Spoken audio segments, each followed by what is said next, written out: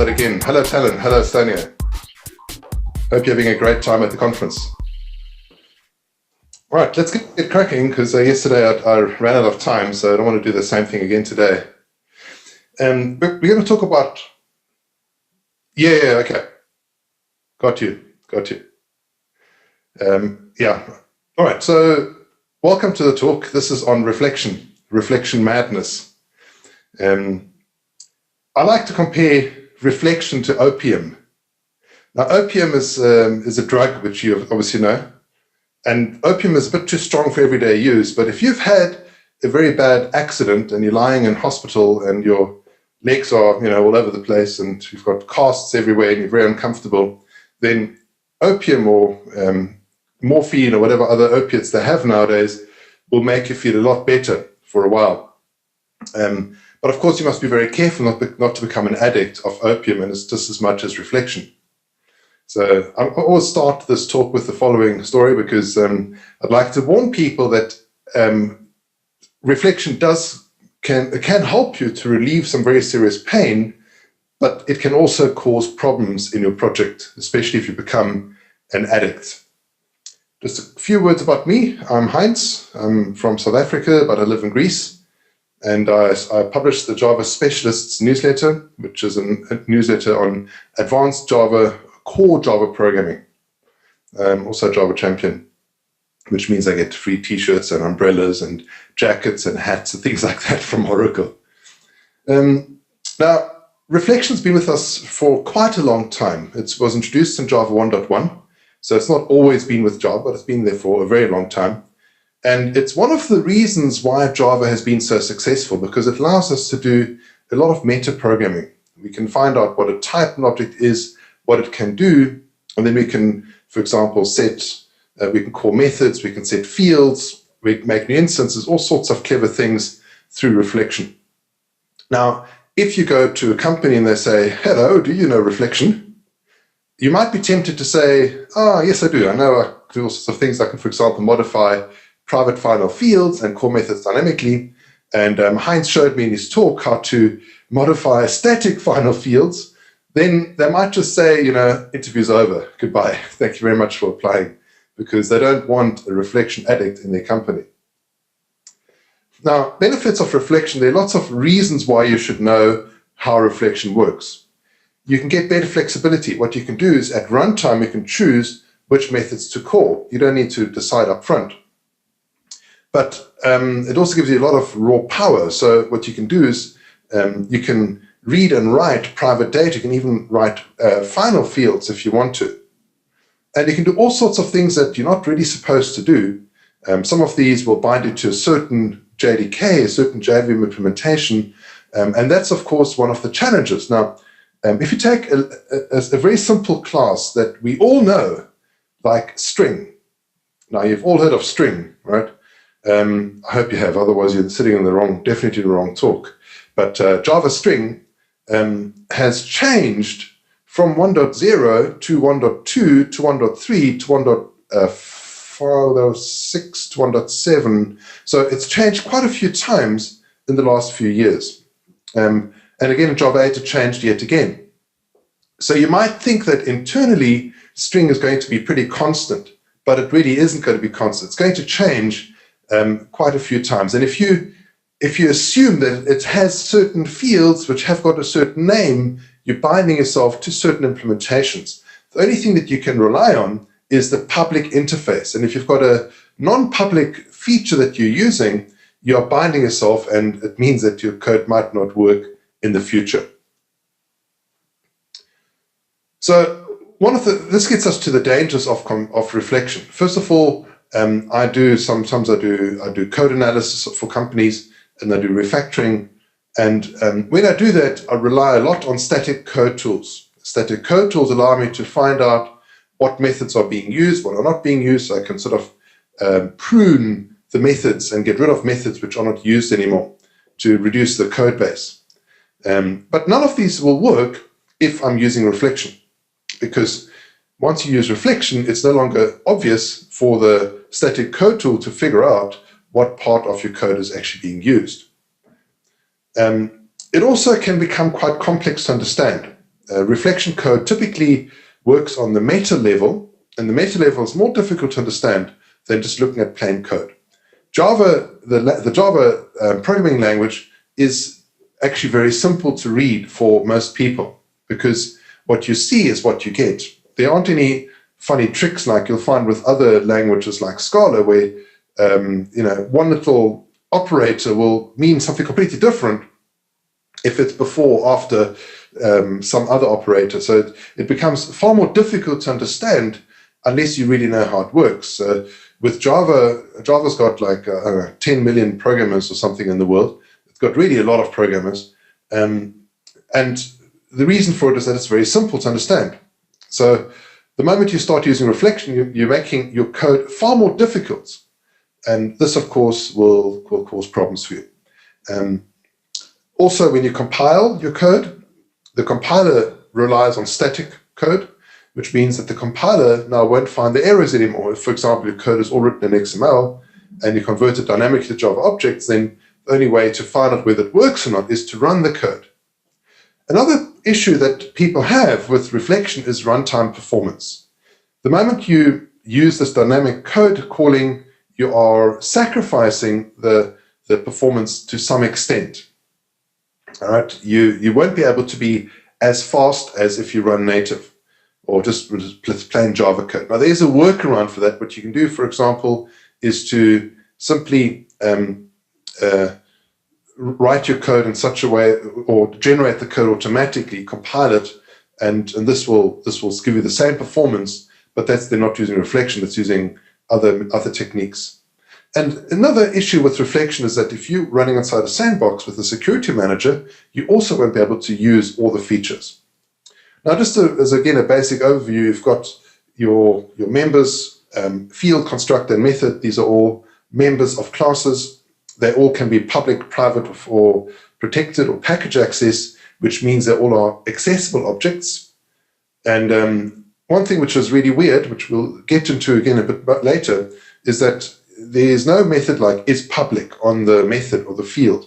The method is get modifier or get modifiers, and then the modifiers gives you an int back, and the int is basically a bit mask of what the various settings are. So something can be private and final, although the final is redundant if it's private, but it could be private. I mean, if it's a private method, but it could be private and final.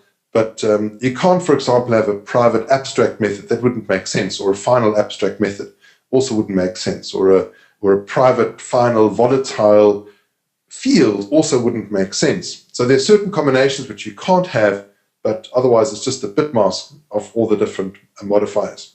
And we'll get back into that in a moment. It's just a bit mask. Right, and you also have dynamic proxies, which we won't look at in this particular talk. Now, if you add class into this picture, you can see that everybody uses class, and class uses everybody. So that's sort of the central hub for all the classes. Now, with standard reflection, there are certain things that we can do. We can do the following. We can say, what is my superclass and what interfaces is my class implementing? And then we can ask, what accessible methods and fields do we have? The accessible methods include methods from the parent classes as well. So if I, for example, look for toString, and I haven't implemented toString inside my subclass, then I will see it, we'll still get it back from the superclass. We can find out all the fields in that particular class, including the private and inaccessible fields and methods. So this would be limited only to that particular class, not to the superclasses. We can find inner classes to some extent, not always though. And we can find out the constructors, and we can cast objects. So there's a whole bunch of things we can do with reflection. A casting object is used to avoid unnecessary compiler warnings. All right, now you can do a bunch of stuff, but there's a lot of stuff you can't do with reflection, with standard reflection. You can do it with other bytecode rewriting tools, but you can't do it with standard reflection. What you can't do is you can't find the names of parameters for a method. Now, Java 8 does allow it under certain conditions, but there's always the possibility that the names might not be there. The names might have been taken away when the class was compiled. So if you're compiling in debug mode, then the name should be there, but they're not always guaranteed to be there. So that's not always going to work. And I mentioned yesterday this whole holy grail of Java with backwards compatibility. They really want to make everything always backwards compatible. And as a result, they also want to make sure that they only offer features which are going to be supported everywhere. And this is why we haven't had named parameters for a very long time. It's only very recent. It's only since March this year that we can get the names of parameters. There was a hack around that would work using some of the tools in the JDK, but not with the standard reflection. We also can't find anonymous classes, although if I have an instance of an anonymous class, I can find out if it was declared inside a class or inside a method. So I can find that sort of information. You also can't find it at runtime if I've got a generic object, what the type was. So if I've got an array list of string, an array list of integer, these are considered exactly the same classes. There's no difference between them. Now, we can find a lot of this information using non-reflection tricks. So there are other ways to do it, but with standard reflection, you also can't look inside a method with standard reflection and change it. Now, to get the members, we can either say get field, get declared field, or say get fields, get all of them, get method, get declared method, get constructor, get declared constructor. Now, if you say, for example, get method will find only accessible methods. So it's going to be like public methods from that context. Whereas get declared method will only find a method inside your particular class.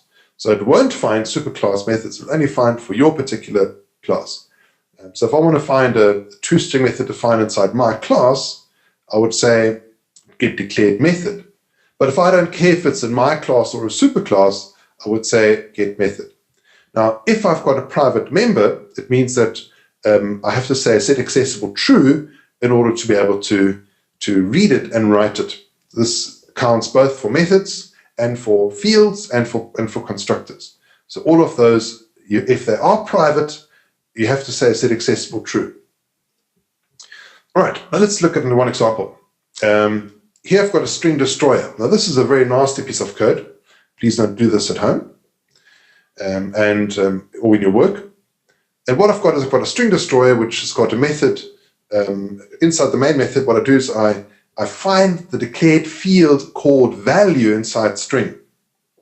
This is not guaranteed to work because I might have some version of string which doesn't contain a field called value.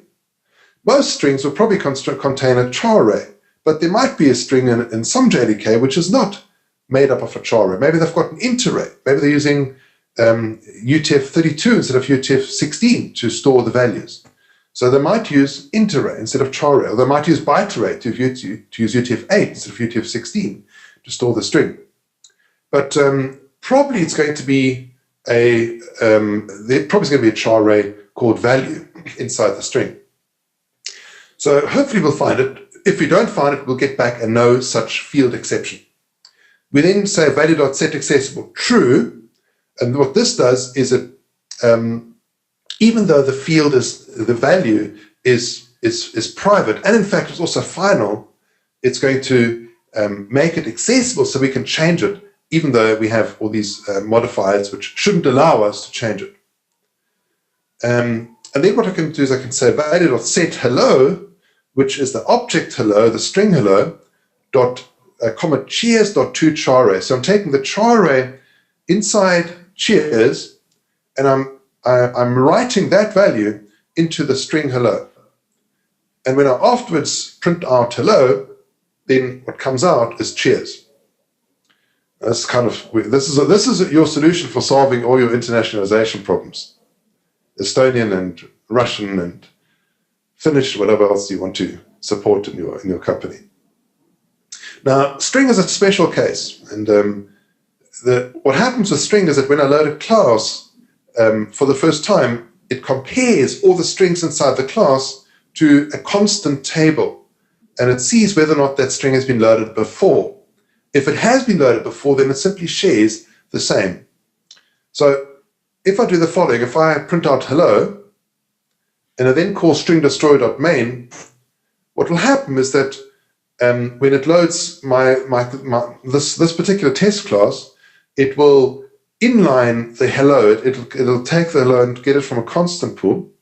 And when it loads the string destroy class, it'll see that I'm using the constant string called hello, and it will share the same object. So I don't have too many objects lying around. And then when I say hello.equals cheers, what I've now done is I've replaced the contents of hello with cheers, and you see it comes back as true. Now, as I mentioned to you already, strings have changed a lot. In Java 1.0 to 1.2, the string contained a char array, offset, and count. And there have been changes in the behavior from 1.1 to 1.2. In 1.0 and 1.1, the hash code was calculated differently to Java 1.2. And that broke a whole bunch of code, and this is why they don't actually change the hash code, and they probably will never change the hash code ever again, because there's a whole bunch of code that depends on strings, certain strings having a certain hash code, which would then break. It's kind of wrong, because you shouldn't be depending on details like that. In Java 1.3, they added a cached hash code. This was supposed to solve a whole bunch of problems, but it didn't really make a difference. Caching hash codes generally doesn't really help you that much. Then in 1.7, they got rid of the offset and length, and they added a better hash code that they could use for hashing strings as a special case. And then they got rid of the hash 32 again in Java 1.8. So you can see that it has actually changed a lot in the last few years. And if, for example, you depended on the string having an offset and a count, which it had from 1.0 up to 1.6, then your code would fail in 1.7 onwards. So this is why we need to be very, very careful when we write reflective code, because our code might not be compatible between different versions of Java. Just keep this in mind. Always keep this in mind. Now, if I change a string, that of course is something which is nasty, but even more nasty is changing an integer, because an integer is also a shared object typically, but the integer has a range which is shared, another part of the range which is not shared. According to the Java language specification, we have to have at least from -128 up to 127 as shared auto-boxed integers. They have to be shared. And if we modify these with reflection, we get all sorts of really bad things happening. So, for example, here I'm saying integer.class.getDeclared field, passing in the string value that gets the field called value. And then I'm saying value.setAccessible true, and I'm setting 42, 43. Now, when I say 42, what happens is this is a primitive 42 inside my code, but the code is replaced with integer.valueOf, and that returns the shared value 42. And so I'm replacing that with the value 43. So this is now a bit worse. Now, and integers are a lot more vulnerable than strings, because with integers, if I've got a shared object, a shared integer, it's going to affect every single place where autoboxing is being used. Not just if, for example, the class is loaded and there's an integer which is being used. With string, it's a lot less vulnerable. So over here, what I'm doing is I'm saying field value equals integer.class.getDeclared field value, and I say value.setAccessible true, and I set 42, 43. And afterwards I say 6 times 7 equals, and then percentage d equals percentage n, or percentage d, percentage n, and that. If I print 6 times 7, what comes out is 43. Now this is not so intuitive, because you're looking at something where the value shouldn't really be, it's just a primitive, so why is it giving back the wrong value? And the secret is with printf. Printf, what happens with printf is that you pass in a string, which is a format, the message format, and then comma, and then object ... which is the var args of objects. And of course, int is not an object, so it gets auto-boxed to 42, and that then returns the value 43. So this is how we can get the value of 6 times 7 equals 43. So that could really confuse your accountants. And please don't do this, because somewhere in your code, somebody's going to use autoboxing, and this is going to destroy their calculations in a very horrible way. Now, one thing that one can, of course, do is to change private final fields. Now, integer inside has got a final field, but we can change it. This is a very bad idea, and it's even worse if we change a value which is used to calculate a hash code. The only time where you could legally change a final field would be before the object has been published, right? So before you publish it for the first time, you could change a private final field. But after it's been published, after it's been released into the general, into other classes, it cannot be changed, it should not be changed anymore. And one example of that is with serialization. When you serialize and when you deserialize an object, it first is constructed and then the private final fields are set. But they're set before the object is returned. And so you don't actually see, it's not possible to see the object with half initialized final fields. Once they've been set, we shouldn't set them again later on. All right, so what happens if we change a field which is used for hash code? This can cause all sorts of problems. You can see here, in the first case, I'm changing 42 to 43, so it's changed up front. I then make a hash map, and I put 42 into the hash code, into the hash map. Now, if I say meaning.live get 42 or get 43, in both cases, I get back the same object because the two objects are now equal. But what we now do is we modify the field after using it as a hash value. And now it disappears. So if you look here, I first make the hash map, I put the value into the hash map, and I then say get declared field of value, set accessible true, and I set 42 to 43. And now when I say get 42 or 43, in both cases it comes back as null. Right. So the next topic I've got here with reflection is the size of objects. This is something which is quite confusing in Java. Object size was never defined in Java. And many years ago, I needed this information because I was writing a type of caching product, and it needed to know how big objects were in order to decide which objects to evacuate first. And so I started many years ago to research this. Already in 2000, actually 2000 or 1999, I was really doing work on this.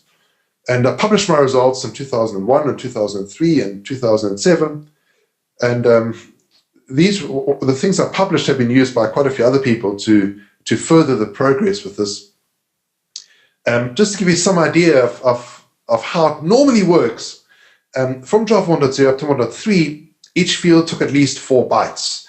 So even if you had a byte field, it would use 4 bytes, like an int.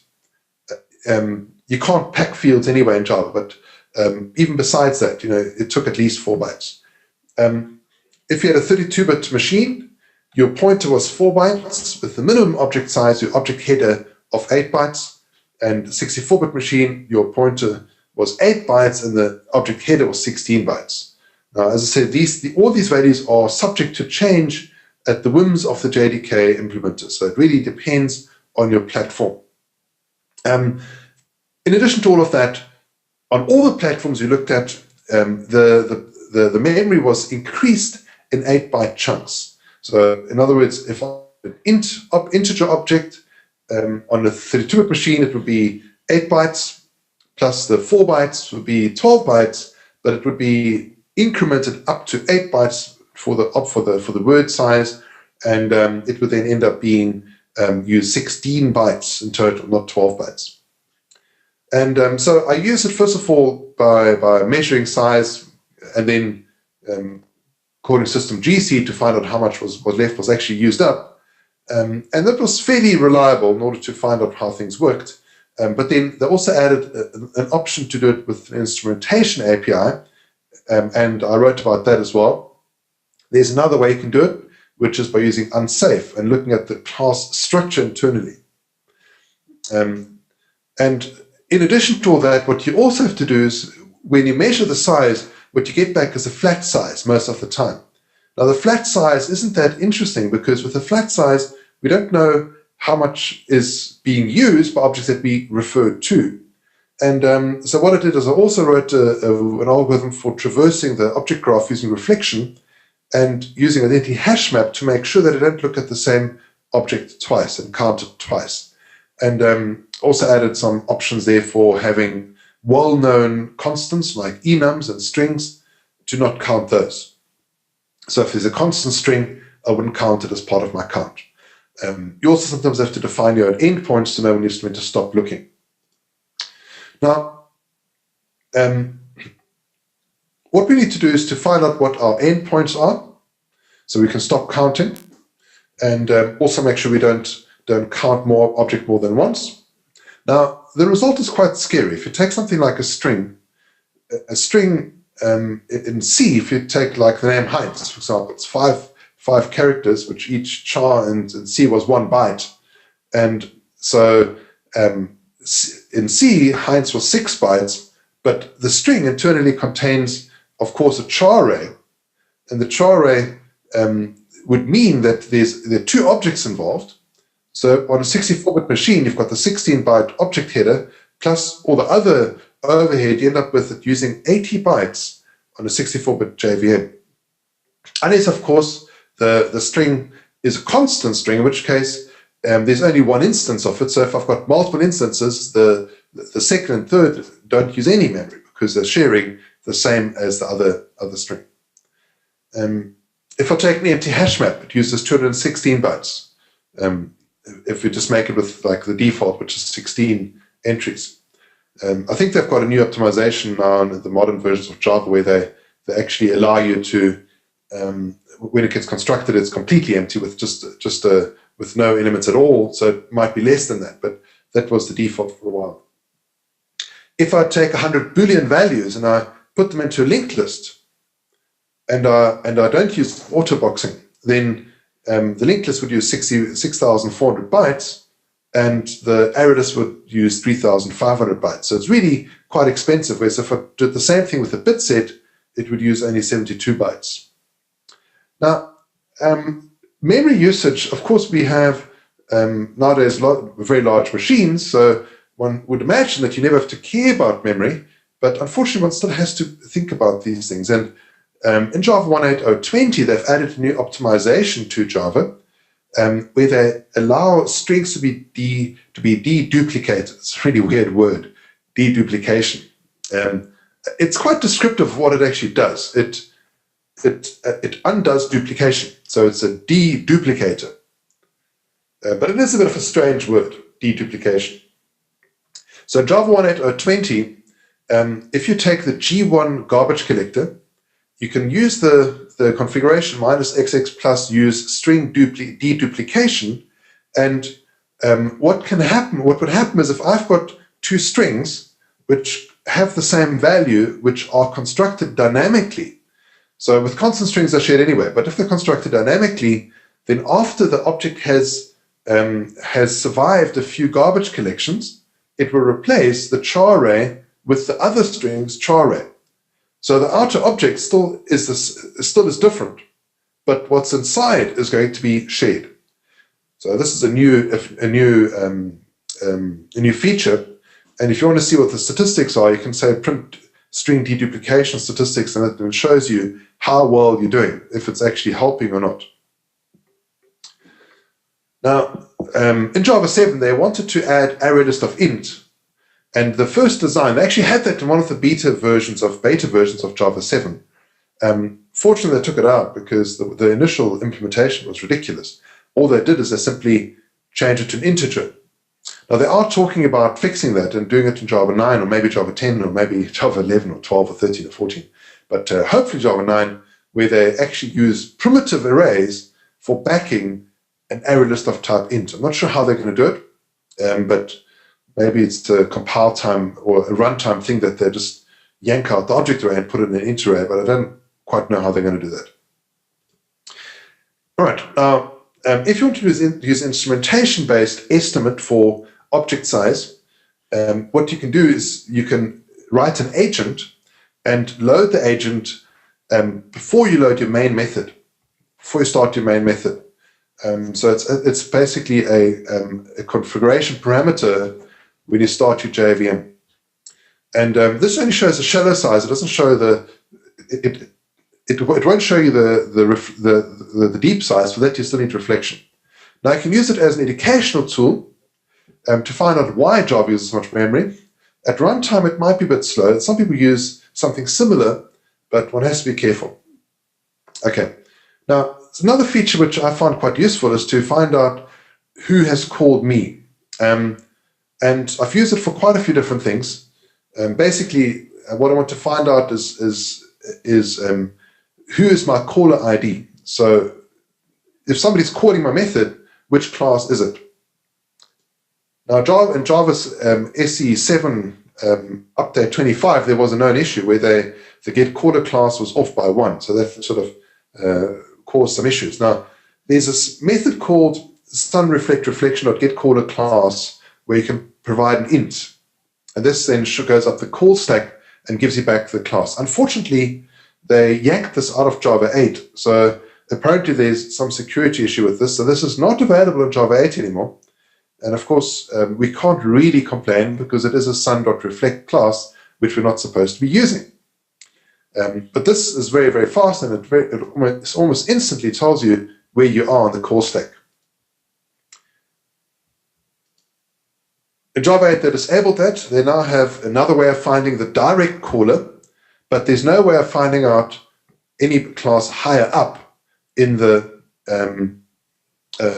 call stack. This is going to cause some issues. It could also kill Groovy because Groovy relies on this to work.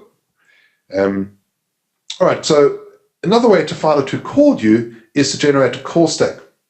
Here, what I'm doing is I'm making a throwable, and I find out who my direct caller is. And this then shows me, just looking at the one above us, so it's number 1. Of course, what can happen is you can program your system to give you back empty call stacks. And so you cannot be sure that you're going to have call stacks in your system. We tried starting up an application server a few weeks ago with the call stacks disabled, and the application server wouldn't start. So they obviously are assuming that the call stacks are going to be there and using it somewhere internally. So this works quite nicely. Another approach that we can use, which I'll show you in a moment, is with security managers. Now, one way that you can use this is in loggers. Now, loggers often use this copy and paste programming where I've got logger.getLogger, passing a class name, .getName, and this is very common. But what you could also do is you could find out your context by looking at the stack trace and then use that in order to construct your logger. So this is another instance of the application. You can simply say logger equals loggerFactor.create instead of having to hard code the class name in there. Creating a new throwable is very expensive. Fill in stack trace is an expensive method, and what's even more expensive is the get stack trace. But both of these are very expensive method calls.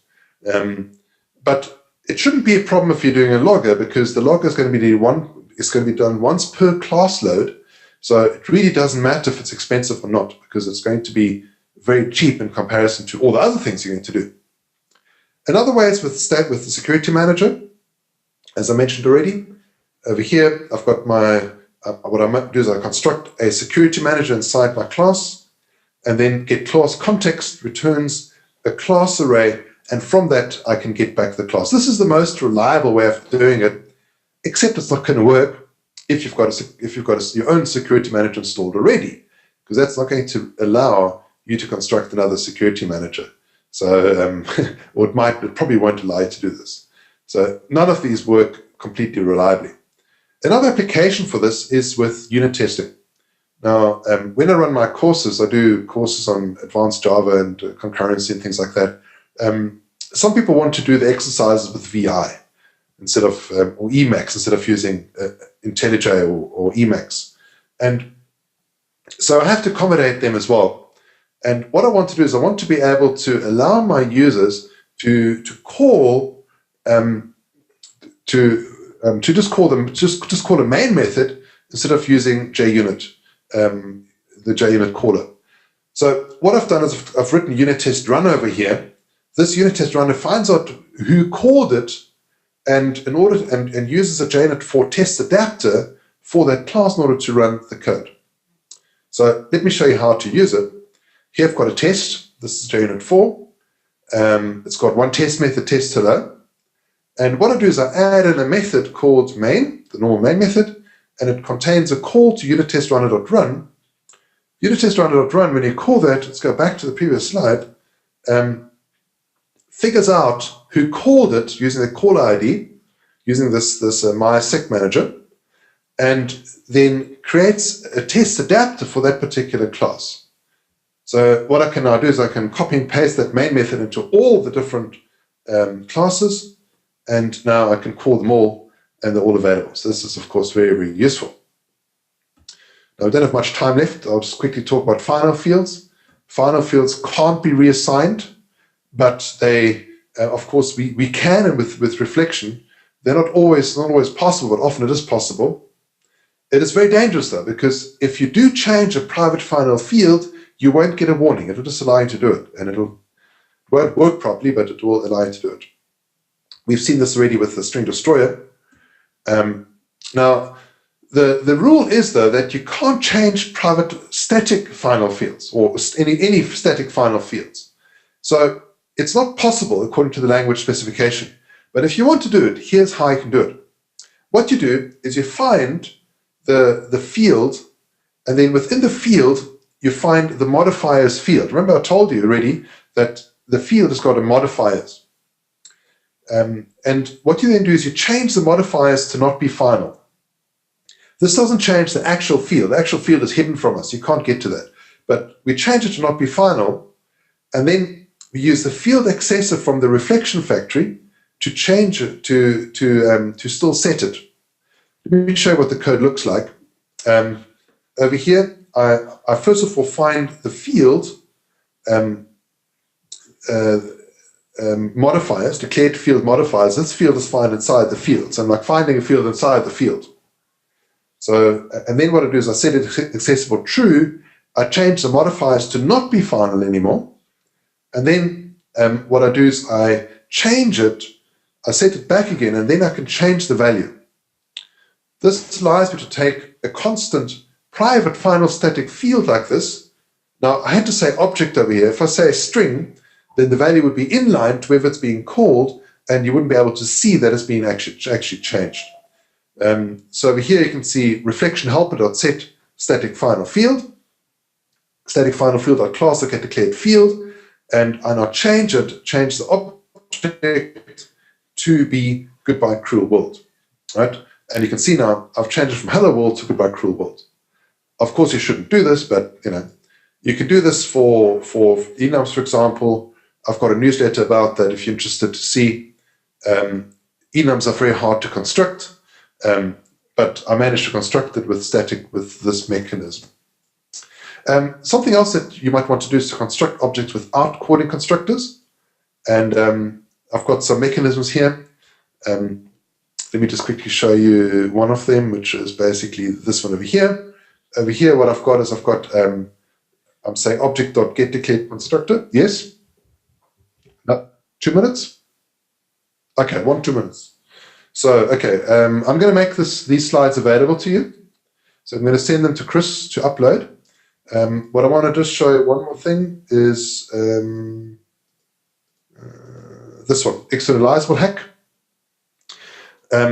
One hack that people can exploit is to, if your class is externalizable, to override or to pass in a fake object input.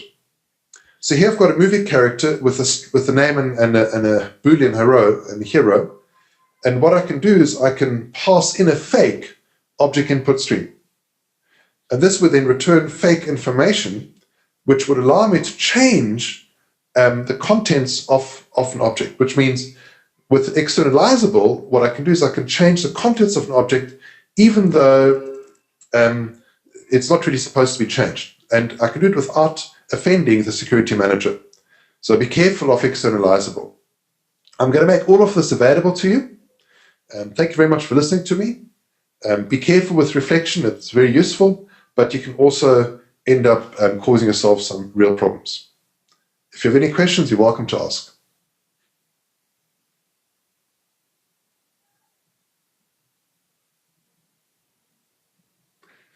Otherwise, thank you very much for listening, and hope to see you sometime in Crete.